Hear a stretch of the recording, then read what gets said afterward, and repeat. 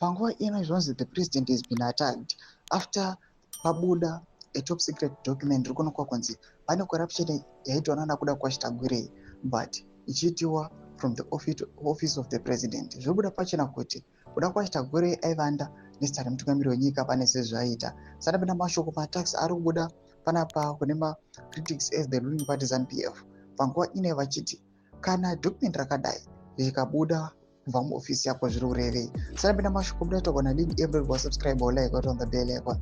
Anoposta this top secret document odanyora chiti if you are head of state and government and receive such report, sit on it. What does it mean? Does it mean you are part of the Zugananda, you eat sapatina together, or are the one cooking the sapatina? What must then happen under the circumstances? Domashkaruda panguva ine chizi document iri zvaranika. Number 1, what does it mean? Zvinorevei kuti document iri kubuda from the office iri kumusoro-soro? Does it mean you are part of it? Amen. Or you are the ones vari kudyawo sapatina nevamwe, or muri the ones vari kutobika kana kutogadzira sapatina yacho?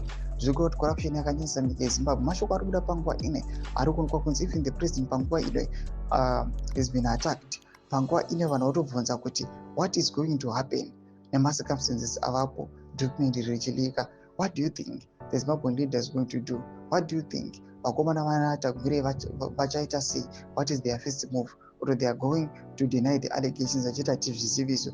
But chokwadi chiripo, zvinhu zvakaitika background vanhu vanozviziva. This document yangu ikavalidata vanhu zvakanga vasingazivi, but zvinhu zvakagara zvakataurwa nana Bomshogeza, vanhu vachimona sebenzi, vanhu vachimoti akura machiti zvikazodii, but chokwadi ichi akagara akachitaura. Imbotitse mafunguro enyu moti kudii pamusoro pechiitiko ichi.